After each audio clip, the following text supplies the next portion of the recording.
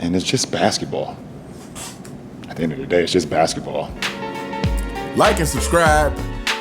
Like and subscribe. Like and subscribe on the way in the door, my people. I hope you all are having a truly, truly fantastic day today on this Monday. And we are going to give shout outs to the people who gave super thanks last week. And as always, the title of this video comes from one of the super thanks. So without further ado, let's get into this. Shout out to @SnugChamberlain9986 coming through with the $2 super thanks. Thanks so much for the continued support of the channel. And this comes from the LeBron James fanboy / podcaster tries to expose Kwame Brown for criticizing LeBron James and not Michael Jordan. And he says, thanks, great content as usual. Shout out to you and the other truth-speaking content creators. I've got 3 points I'd like your insight on. Without further ado, here we go. Says, number one, Sean Kemp was recently on the All the Smoke podcast where he said that Michael Jordan didn't beat them in 96. Dennis Rodman beat them and was more impactful, according to Sean Kemp. I saw those finals. Jordan got whatever shot he wanted, and he could get to wherever he wanted on the court. Nobody on the Sonics could stop him. Could stop Michael Jordan, not even their best defender, Gary Payton. So what do you think about Kemp's statement? Do you think is some truth behind it, or do you think it's another case of a legend being bitter that MJ stopped him from winning a ring? What do you think? So yeah, just thinking back to those finals, I will say this. Gary Payton did a better job than everybody else did guarding Michael Jordan. But it wasn't enough. And, we've all seen The Last Dance where Gary Payton said if he was able to guard Michael sooner in the series, then, he think that would have made a difference. But, I feel like at the end of the day, if you're going to simplify Michael Jordan and what made Michael Jordan who he was, to me, it's his will. And we've seen that over and over again, that his will is inconquerable. And I believe that's why, me personally, even when people bring up the whole thing about, if he wouldn't have retired for those 2 years in the middle of his career, 94 and 95, a lot of people think he would have at least lost one game to the Rockets. And I just tend to think, I don't believe it. I believe he's 6-0 in the finals for a reason. I believe it's his will that you just can't conquer. And the other thing is, had he not retired, would Horace Grant have ever left Chicago to begin with? And, so you got to think about, a lot of people say, oh, well, they would have never got Rodman. But I think of it this way as well. If Horace Grant would have never left Chicago and they kept that team together, then you would also have to look at it from the perspective that they would have also been strengthening that bond and the chemistry between the team as teammates. So, yeah, I don't think, don't get me wrong. Dennis Rodman was a crucial piece. To me, 96 was Rodman's best year with Chicago. I definitely believe that. But my honest opinion is that, yes, Sean Kemp is bitter. Like a lot of people have some bitterness that Michael Jordan inevitably stopped them from being champions. I think Karl Malone has that bitterness as well. And yeah, I definitely think it's some bitterness there. That's just my personal opinion. Next, he says, Michael Jordan did a commercial for NBA 2K where he was wearing all of his championships rings and one by one explained their significance. His favorite was his fourth ring. His words were 72 and 10, hard to beat. Obviously, we were not mind readers, but if you can provide an opinion, why do you think the fourth ring was MJ's favorite, and why do you think the 96 was such a masterpiece for Jordan and company? Well, number one, I think because of all the things that it represented. First of all, Michael Jordan retired. Michael Jordan retired. We know his father passed, which was part of the reason for his retirement.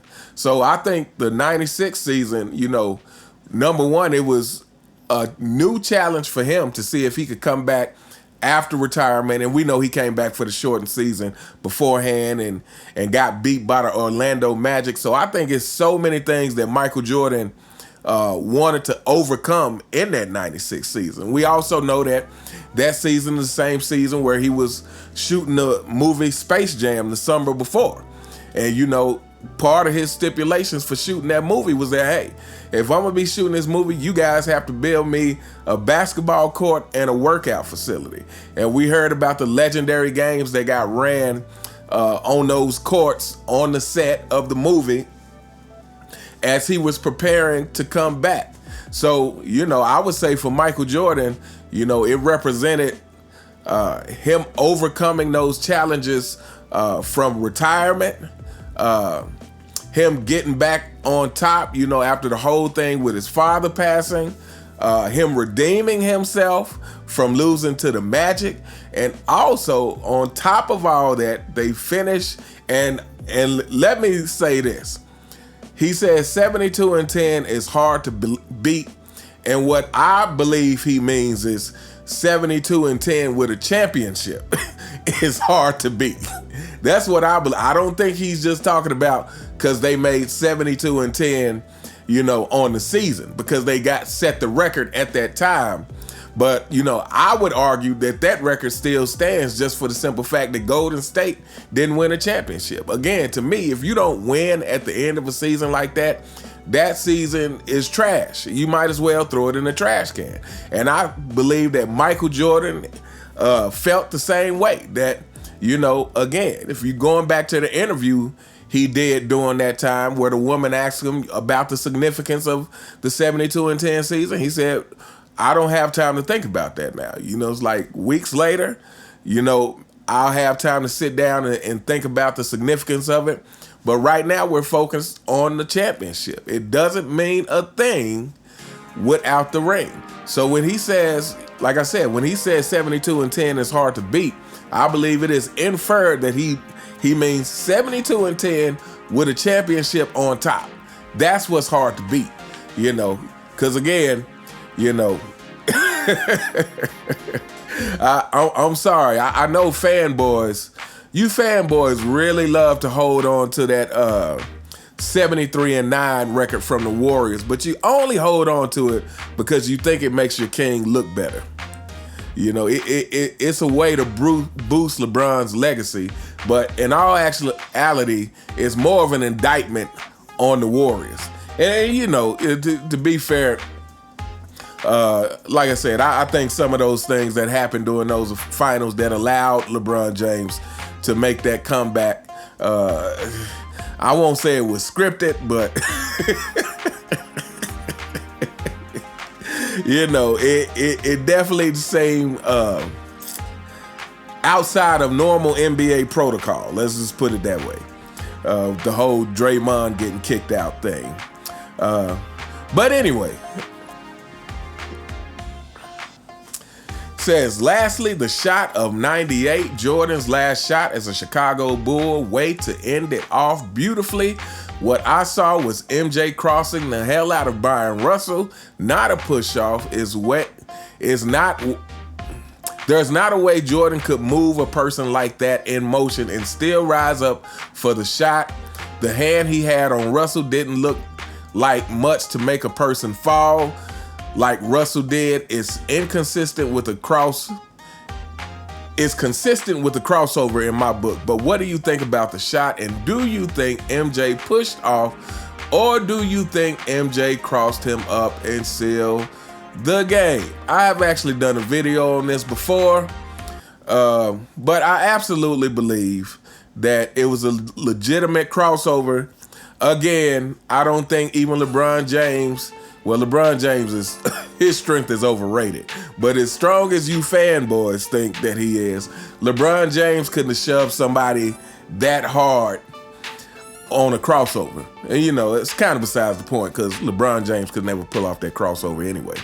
But the point is how that crossover happened is no way Jordan is strong enough to, let's put it this way. If you fanboys think Michael Jordan was strong enough to do that, then you have to say that Michael Jordan is stronger than LeBron James. Let's put it that way. But in all seriousness, so I saw someone else who actually explained this perfectly. And to me, if you just go back and watch the last, 5 minutes of the game or so, maybe not even that much, he explains this perfectly. And I believe this is absolutely what happened. The last play that Michael Jordan had scored on Byron Russell is a quick layup driving hard to his right. That was the last play that Michael Jordan had scored on Byron Russell. So this time, Michael Jordan, it seems like he basically pretends like he's about to do the exact same thing. Is driving hard to his right. Byron Russell is thinking like, I just got burnt hard to my right for a quick two, So Byron Russell is like booking it as hard as he can to try to cut Jordan off. And then Jordan just pulls back on him.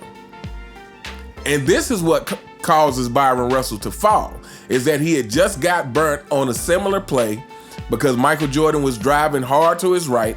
He thought that's what was happening again. He was putting it all out there to try to cut him off. Michael Jordan just pulled back. And I think, again, this is a genius of Michael Jordan. When Michael Jordan talks about it's not just scoring, but it's how you score. Again, he talked about, scoring in a myriad of ways that basically keeps your defender off balance. So, he talked, and I think Jamal Mashburn was basically saying that Michael Jordan was telling him this. Or I don't know, it might have been another interview. But basically Jordan was saying, you have to think about how you're going to score. Are you going to go down and post someone up? Is he going to go down and, cross him up? But it's thinking about the different ways of scoring to keep your defender off balance. And I think that's exactly what happened, is Michael Jordan lured him in again because Byron Russell's thinking he's just about to blow past him to the right like he did on the last play. And so, yeah, I think it's just a perfectly great crossover. And I think, Michael Jordan knew that. I think Michael Jordan understood that, hey, I just blew by this guy to the right. I'm going to sell him on that again. I'm going to sell him on that again, and then I'm going to just pull back, and he did it, and we all know how that ended in a way that your king could never, fanboys. I think we're going to do a fanboy files this week because you fanboys, you guys were really upset about the last couple of videos I did about LeBron for whatever reason. You guys are always upset, but you got kind of active in the comments, and so it's time for a fanboy files. But anyway, shout out to @SnugChamberlain9986. Thank you again so much for your continued support of the channel. I cannot thank you enough. And next up, we have @Swan Daily with the $2 super thanks. This is coming from my Jeff Van Gundy. Says LeBron James has the greatest career of all time. He says, I would love to hear your take on the Scap Attack, sports and fitness rants, and angry old hoops versus Gilbert Arena and FYF debate. I was surprised to see Gil show up on Dart's live stream, and the discussion was very entertaining. Gil, as always, displayed that he has poor debating skills. So I actually haven't took the time to watch that. I've been meaning to get around to it. And so, yeah, I'll try to get to it this week and watch it and do a video on it and give my thoughts on it. But, it just seems that Gilbert Arenas was doing the typical Gilbert Arenas thing. And that's, avoiding the question when he doesn't want to say what the answer is. Because I think more than anything, that's what it is. You know, when I saw some little clips of it. And I saw when Sports and Fitness Rants was kind of pressing him about having LeBron James number 2. And we all know that if you are a true fan of Michael Jordan, again, I've said this many times, if you are a true fan of Michael Jordan because of everything that Michael Jordan represents, there's no way you can have LeBron James at number 2. And I think Gilbert Arenas knows this, and so when he gets pressed, rather than give an answer, he starts detracting or answers questions with questions. But anyway, like I said, I'll try to watch that and do a video on it this week. But anyway, shout out to @SwanDaily. Thank you so much for your continued support. Thank you so much for the $2 super thanks.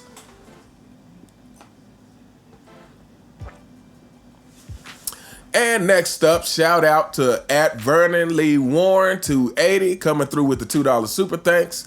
This is coming from the same video about Jeff Van Gundy. He says, thanks, Jordan is clearly a better overall basketball player than LeBron James will ever be. And Jordan clearly had a better career than LeBron. This is a complete joke by Van Gundy, and he looks pretty stupid to me. Why can't people just be honest and have some integrity? Peace, my brother. Peace to you. Yeah, I totally agree. I totally agree with everything you just said here. Michael Jordan is clearly a better overall basketball player. And this is another thing. It's this whole narrative about LeBron James, this all-around basketball player.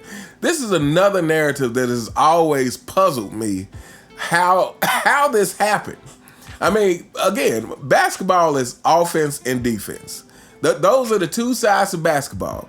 Michael Jordan is better at offense and defense. So that alone makes Michael Jordan a better all-around player.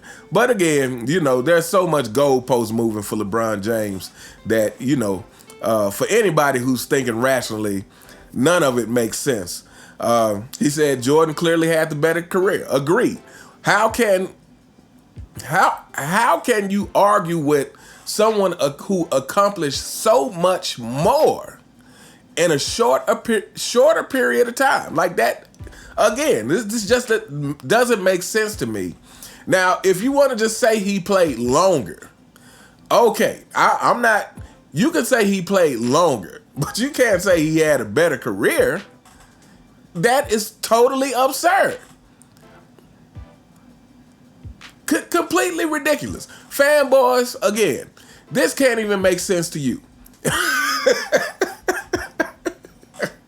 I mean, just theoretically, if someone said that you could have 6 championships in 15 years, or you could have 4 in 21.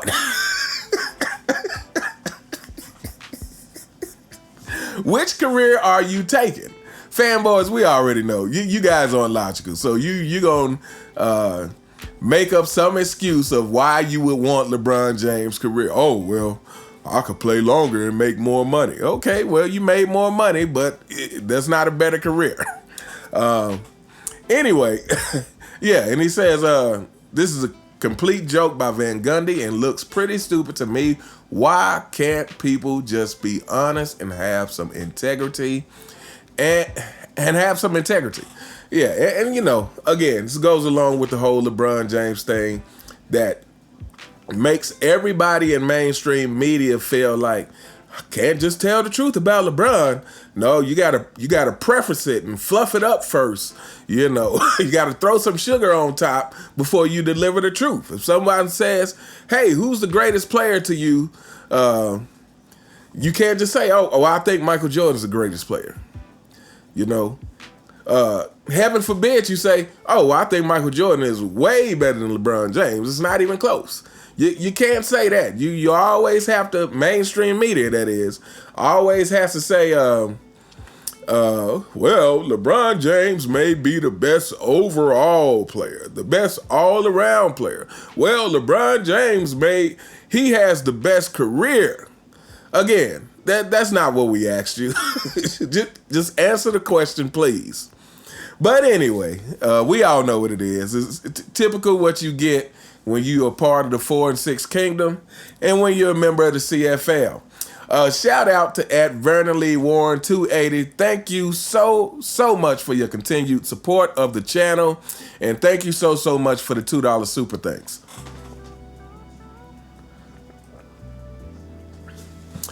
And next up, we shout out to @Shifting to Success. This is coming from Phil Jackson says, Michael Jordan told him Kobe is the only one who deserves to be compared to him. And he says, thank you Uncommon for this video. I was a long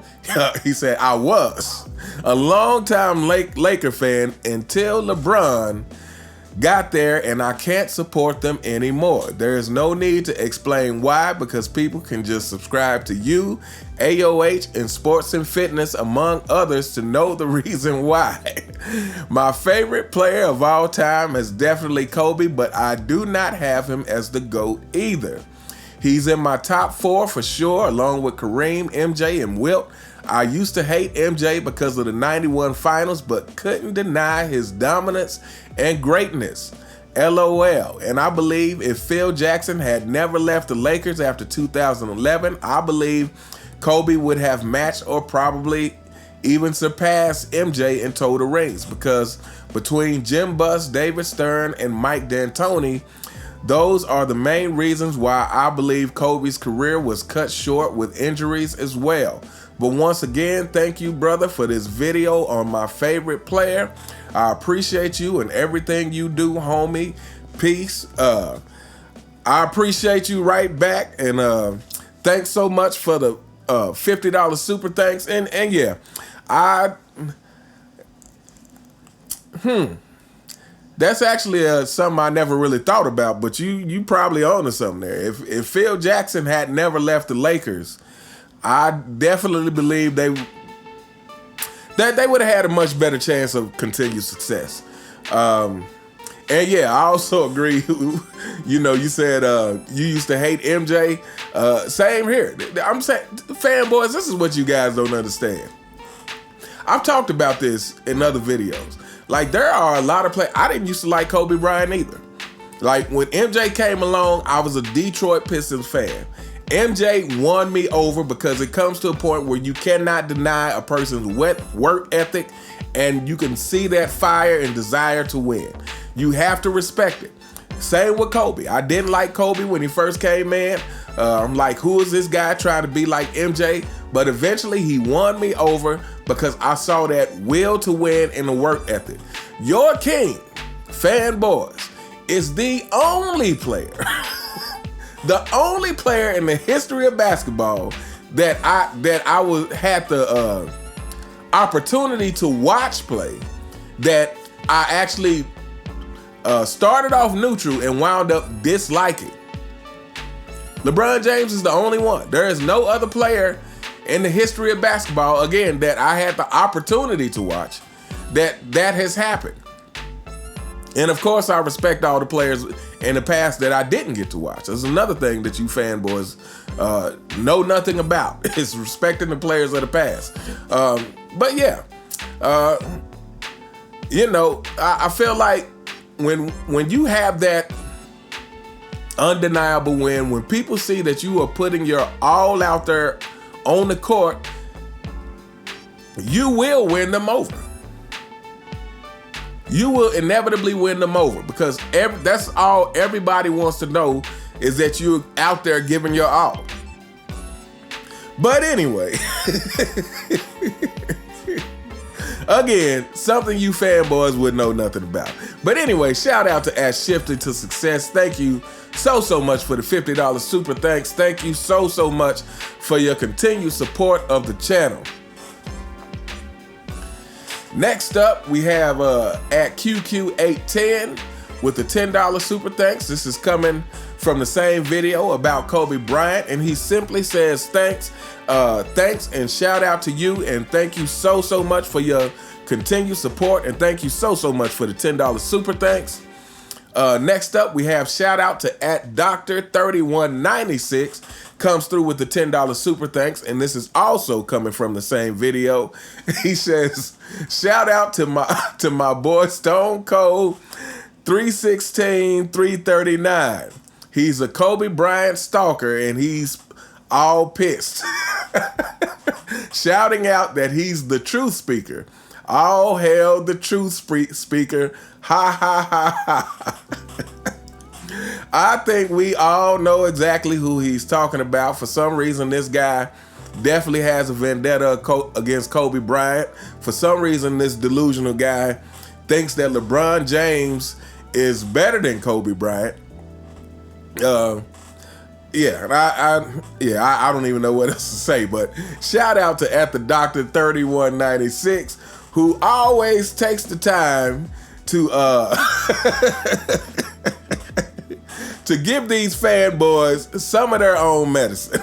Shout out to you, and thank you so much for your continued support of the channel. And last but not least, shout out to @Chi-Town Shogun. This is coming from my More People Are Removing LeBron James from Their Top 5 video.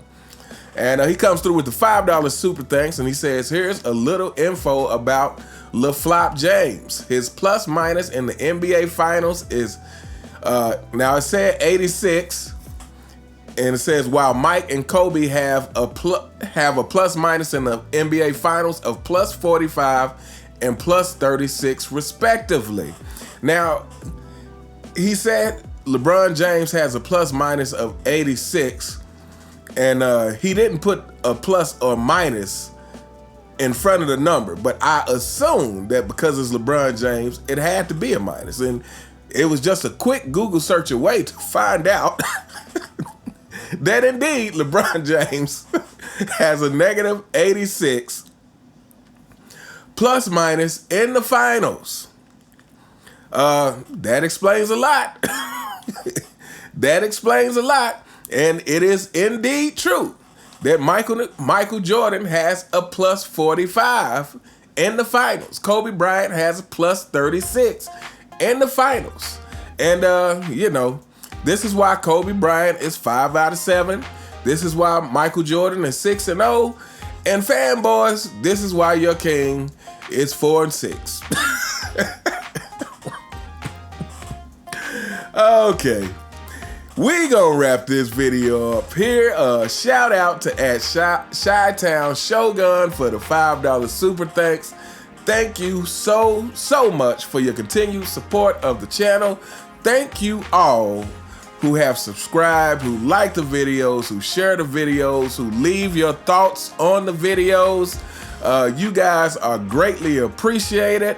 I always have to say, please continue to support the content creators who give you content with some integrity, who are telling you their honest opinions, and who aren't influenced by, who aren't giving you opinions based on money, who aren't giving you opinions based on pressure from LeBron James and Clutch Sports, who are just giving you their honest takes about what's going on with the current NBA. And continue to support all these guys. Sports and Fitness Rants, Phenomenal Fitness, Angry Old Hoops, Michael Jordan fans are the best. I always forget this guy, but shout out to Self-Research Basketball Facts, Retro Heat Check, Uncut Hoops, Ticket TV, 2 Raw, Dreamers Pro, and anybody else who I left out. But again, continue to support these guys. You all have a truly fantastic day, and I'll see you next time. All right.